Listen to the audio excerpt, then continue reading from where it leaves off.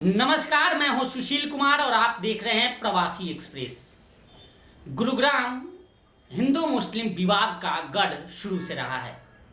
यहां कई ऐसे विवाद हुए हैं, चाहे नमाज अदा करने को लेकर हो या फिर नवरात्रों के दौरान मुस्लिम की दुकानों को, खास करके मीट शॉप को बंद कराने की बात हो। छोटे छोटे मुद्दों पर कई टकराव देखने को मिले हैं। एक बार फिर हिंदू मुस्लिम में टकराव की स्थिति दिख रही है और वाकया है, गुरुग्राम नगर निगम ने हाउस की बैठक में एक दिन, सप्ताह में एक दिन यानी मंगलवार को सभी मीट शॉप को बंद करने का आदेश दिया है। इसको लेकर कई तरह के बयानबाजी भी सामने आए हैं। कई लोगों ने इसे सही बताया है तो कई मुस्लिम नेताओं ने इसका कड़ा विरोध किया है। इस पूरे मुद्दे पर बात करने के लिए हमारे साथ मौजूद हैं कुलभूषण भारद्वाज। वो बीजेपी के एक नेता ही नहीं केवल, बल्कि जितने भी विवाद हुए हैं उसमें उसके जड़ में रहे हैं और आमतौर पे इन्होंने उसका विरोध किया है और सही को सही और गलत को गलत कहा है। इनसे जानेंगे कि आखिर ये विवाद क्या था और इस पूरे मामले को किस रूप में देखते हैं। तो स्वागत करते हैं सर आपका प्रवासी एक्सप्रेस में। पूरे मामले को सबसे पहले आप किस रूप में देखते हो? एक अच्छी व्यवस्था है शहर के अंदर, शहर के लोगों के लिए।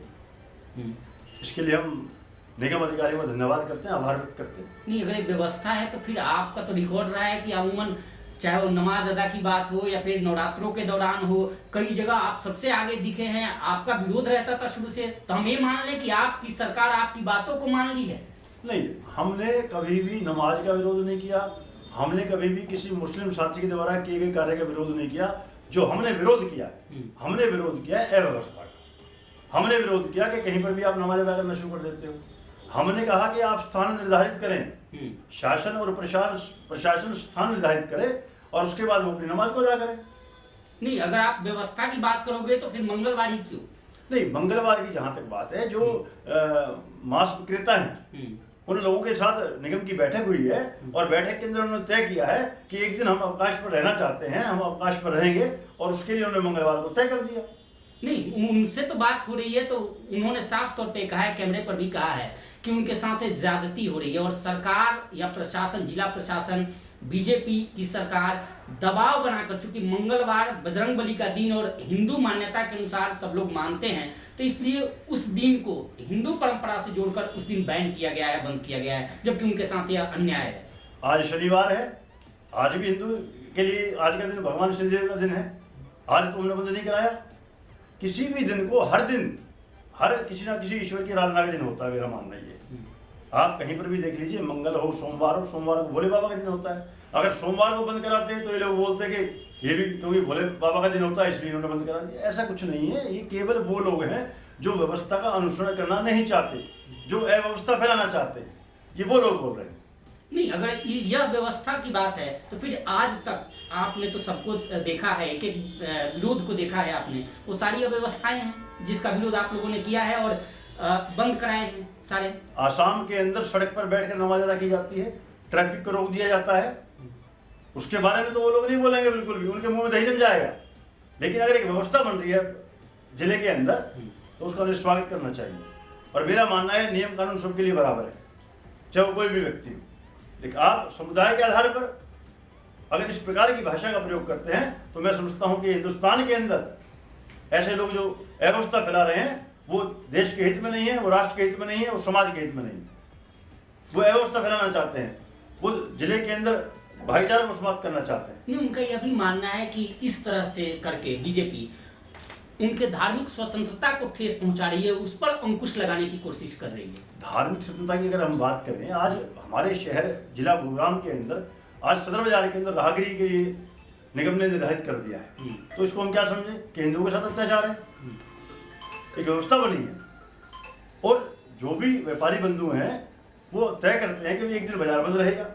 इसलिए बंद रहेगा, उनको भी घर के काम होते हैं। नहीं तो क्या मंगलवार, आपने एक बात कही कि व्यापारी वर्ग ने तय किया है, तो मंगलवार को पूरा गुरुग्राम बंद रहेगा या केवल मीट शॉप बंद? नहीं, वो उसके लिए उन्होंने जो व्यवस्था की है, ये सब जो जितने भी मांसाहारी विक्रेता हैं उनके साथ बैठकर उन्होंने स्वेच्छा से बोला है कि भाई आप जो है ये अगर मान लो उसके अंदर हमारे हिंदू धर्म की भावनाओं का सम्मान हो रहा है, हिंदू धर्म की भावनाओं को उन्होंने अपना महत्व दिया है, तो इसके अंदर बुराई क्या है?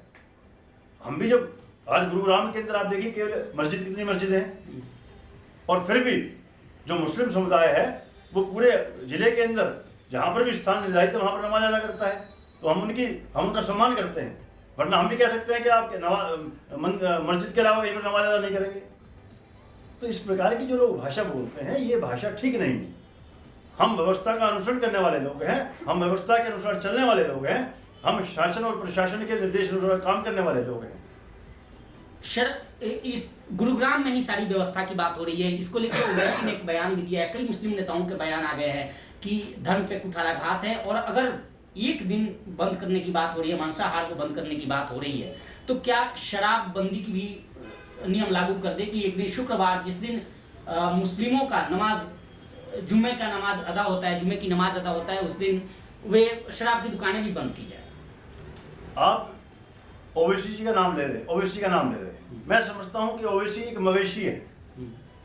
जिस आदमी को बात करने का तरीका ना हो, जो आदमी राष्ट्र के हित में बात ना करे, जो समाज के हित में बात ना करे, इस प्रकार के आदमी का आप नाम कोट ना करें तो अच्छा है। आप अधिवक्ता हैं, वो भी एक अधिवक्ता है, उनके बारे में आप इस तरह की भाषा का प्रयोग कर रहे हैं। मैंने कहा ना कि मैं अगर अधिवक्ता हूं तो मैं नियम और कानून के अनुसार बात करता हूं, मैं सीआरपीसी आईपीसी का सम्मान करता हूं, मैं अपने राष्ट्र के लिए काम करता हूं, मैं समाज के लिए काम करता हूं, और मेरे राष्ट्र में और मेरे समाज के अंदर सभी धर्म आते हैं, मैं सभी धर्मों का सम्मान करता हूं। ओवैसी जी ने एक बार नहीं कहा कि असम के अंदर सड़क के ऊपर नमाज अदा होती है तो उसको जो है वहां पर रोका जाए। जब गौ माता को सरेआम सड़क के ऊपर काटा गया तब ओवैसी जी के मुंह में दही जम गया। लेकिन फिर भी जितना सहनशील हिंदू समाज है इतना सहनशील कोई नहीं, मैं इस बात को मानता हूँ।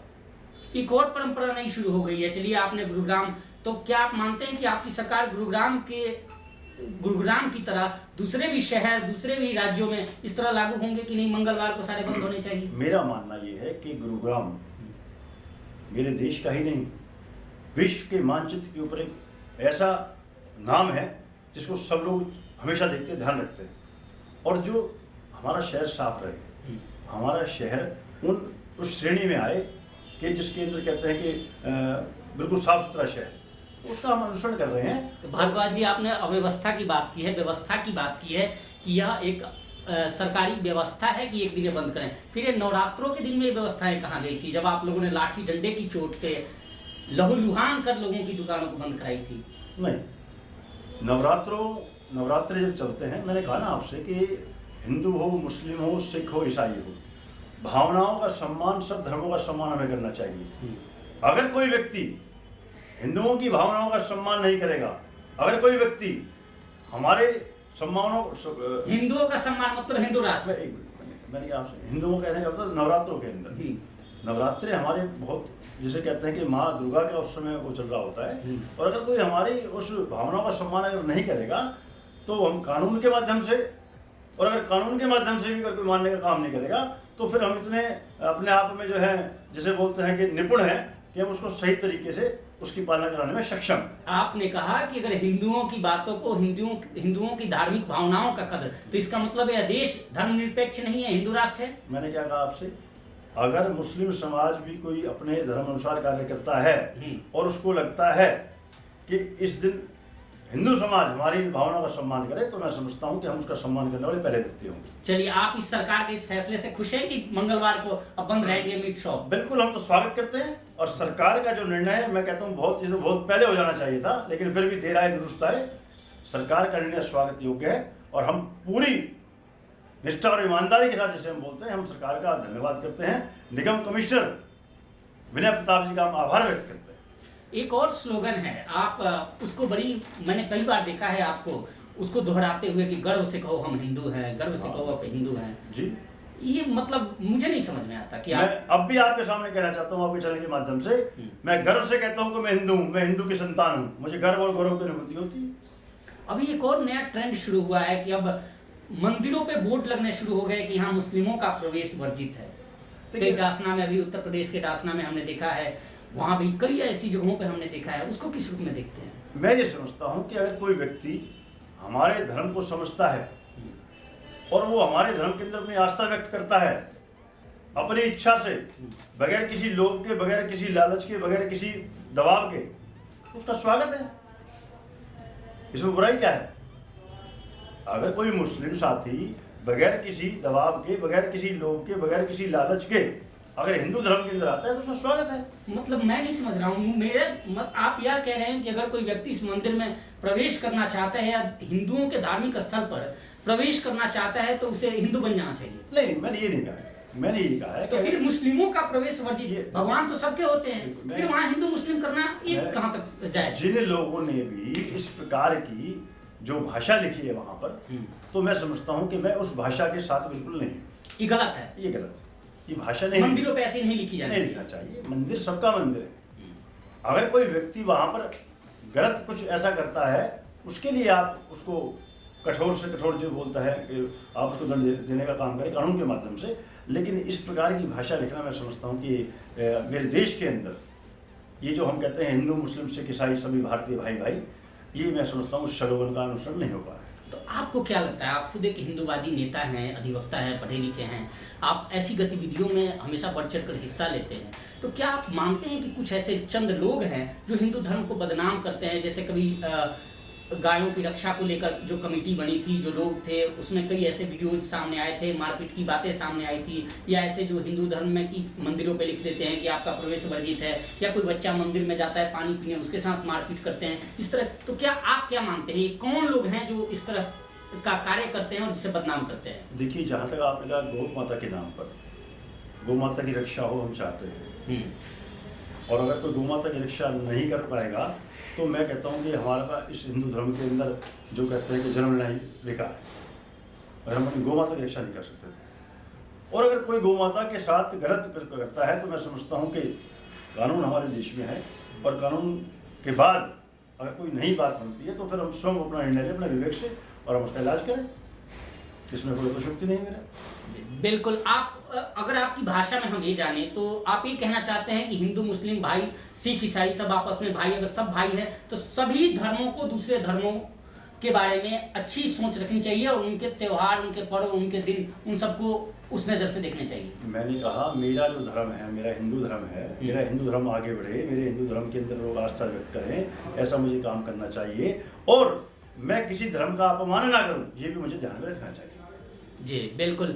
ये थे गुरुग्राम बीजेपी के नेता कुलभूषण भारद्वाज, जो पेशे से अधिवक्ता भी है और हिंदूवादी गतिविधियों में काफ़ी बढ़ चढ़ कर योगदान देते हैं, हिस्सा लेते हैं, और इन्होंने इस फैसले का, जो नगर निगम ने फैसला लिया है, जो फैसला किया है, जो आदेश दिया है, इसका ये स्वागत करते हैं, और साथ ही यह भी कह रहे हैं कि पूरे यह जो व्यवस्था है यह न केवल पूरे प्रदेश में बल्कि पूरे देश में लागू होनी चाहिए। फिलहाल इस पेशकश में इतना ही। देखते रहिए प्रवासी एक्सप्रेस। नमस्कार।